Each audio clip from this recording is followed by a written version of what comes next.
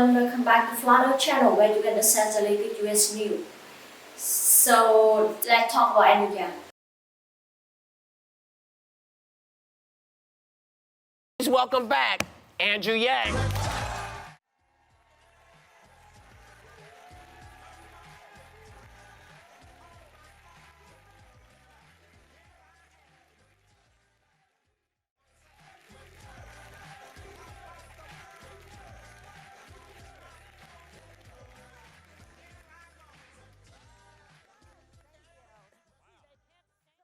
Excited for you to be here. Oh, I'm excited. They're going wild for you over there. That group over there is. And over here, too. Get these guys right here. Yeah.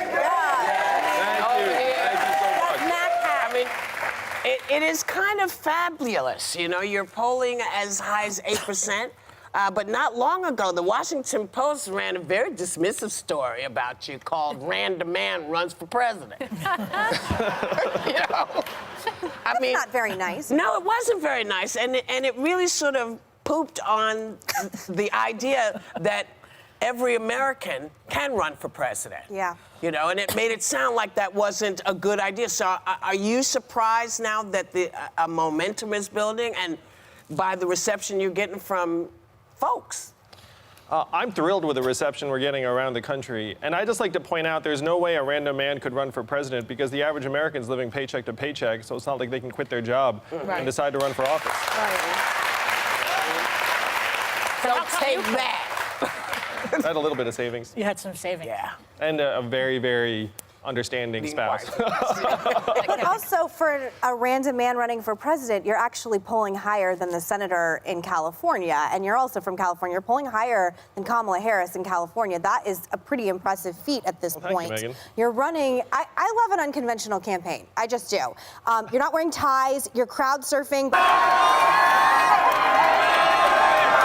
By the way, Abby and I would like to join you at some point. It looked like so much fun. But you're reaching people who are not obsessed with cable news. Look at you, not obsessed with Twitter. How have you gotten people, and how are you going to continue to get people who maybe don't know you as well as they do Biden and Sanders and Warren to check your name at the box? I think we're doing so well, Megan, because we're talking about problems that Americans see around them every day. The fact that 30% of our stores and malls are closing because of Amazon, and Amazon's paying zero in taxes in return. And when I say that to Americans around the country, they see it around them. And the fact that we can build an economy that works for us, that vision will help address the problems that got Donald Trump elected in the first place. And Americans are very smart. We understand what's going on around us. So a ton of fun, and you've made it more fun for us too to watch because campaigns aren't always fun and games, and for you it always isn't fun and games. Bear with me. Last week you came under fire by a former employee who worked for your testing company. This was back in 2007. She says after she came back from her honeymoon, you said she wouldn't work as hard because she started this new chapter in her life, and then you let her go. Where did this come from? Is there any truth to that? There is zero truth to it, I'm happy to say. I've had so many phenomenal women leaders that have elevated me and my organizations at every phase of my career. And if I was that kind of person, I would never have had any success, which was right. I mean, I'm like most every other human being where if someone gets married, I'm happy for them. So she made the whole thing up? Yeah, she did. And it pained me when I saw it because I did work with her. And she got fired? And she did get let go. And it was because of absolutely nothing to do with her marital status, that's for sure. Right. Okay. You're being very diplomatic. Well, About why she was let go, and that's all right. So let's no, I mean, I'm not here to... Let's go to this topic, though, because as a comedian person, I was interested in this story because you came out in support of Shane Gillis. This is a guy who they found in his past, not recent past, actually, that he'd made some anti-Asian remarks that were not funny, and they dumped him from Saturday Night Live, but you backed him up, and you're Asian. So tell us about that. He actually insulted me personally, used a racial epithet about me. About you. Individually.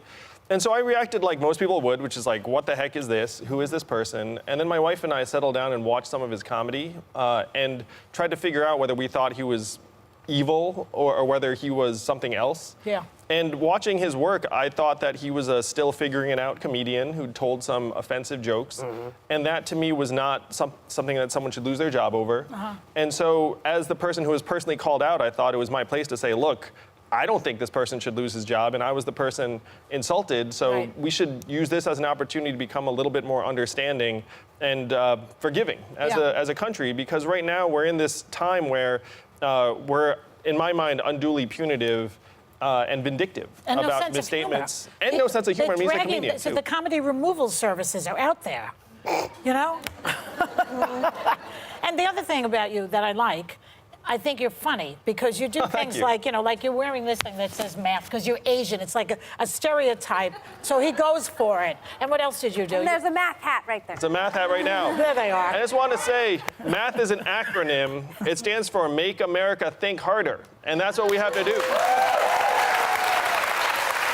We have to let our fellow citizens know that it's not immigrants causing economic problems around the country. It's technology and automation. We're in the midst of the fourth industrial revolution. Yep. And we have to wake up to that set of challenges. A lot of people don't think it's funny, though. You say, oh, I'm Asian, so I know a lot of doctors. I got it. I get it. But a lot of people don't get that. They think, you know, what is he doing? But on the flip side, I was having dinner with a bunch of conservatives last week, and we were saying that you're the only person that seems like you're having a really good time out there. And to bring positivity and levity, especially in this moment, is something to be lauded, I believe. I try to do it every day. Yeah.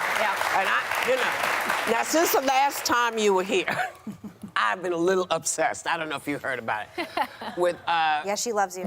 with your proposals about universal basic income, a freedom dividend. So I had a conversation with a friend of mine who said, perhaps it shouldn't be a cash thing. Maybe it should be a dividend so that everyone gets, because he loves the idea. He just feels that we would all do better if we supported these companies that would begin to pay taxes. We support them because they need us to keep going. And you have a different groove. So is there room for it to blossom, this idea? Oh, yeah, 100%. Okay, good. Yeah, the freedom dividend, $1,000 a month, it's a new foundation for us all. Right. But we can do many things on top of it. Yes. And I talk about the work that my wife does at home with our two boys, one of whom is autistic. We have to build an economy that works for her and caregivers around the country. We have to look start at your expanding the way. Oh, yeah. I miss them when I'm on the road, which is an awful lot. Yeah. Thank you. But we have to redefine our own success because we have this GDP measurement that's driving us off a cliff while we're getting more anxious and depressed. And even our life expectancy is going down. So if we redefine our economic measurements to correspond to how we're doing and then lay a real foundation with this freedom dividend, then we can start moving in the direction you're describing. I gotta ask this question. Why do you think no one on either side or in the middle has embraced this idea that companies that make their bones in our country should participate and help us participate in our growth? Why do you think the Republicans, the Democrats, the Independents, nobody is saying, hey, that is a great idea, and we should all be focusing on why did all these holes appear and suddenly nobody's paying taxes but us? I mean, why do you think that's not? I think you know the answer, Whoopi, which is that our government's been bought and sold by these companies. And so if you have people whose money is beholden to various corporate donors or whatnot, then the last thing they want to do is call out how messed up a system we have. Right. If a $1 trillion tech company like Amazon can pay less in taxes than everyone in this room. Yeah. So you know you're not going anywhere right now, right? Oh, You I hope stay not. right there. We'll be right with more with Andrew Yang. Yang is not just UBI. We need someone with modern approach, knowledge, and experience that will optimize our tax market. Plus, we progressively still get Medicare for all and Green New Deal with Yang. He may not support free college, but his reasoning for that is palatable. It's so hard to leave Pioneer as he the most proven ally of the people, but I feel Yang can truly win. The right has successfully fabricated a stigma towards socialism, and yet they still approve of Yang branding of the same policies. If both sides cooperate in electing Yang, America can finally heal and move forward. Thank you for listening. See you in the next video. Please like and subscribe our channel. Bye bye.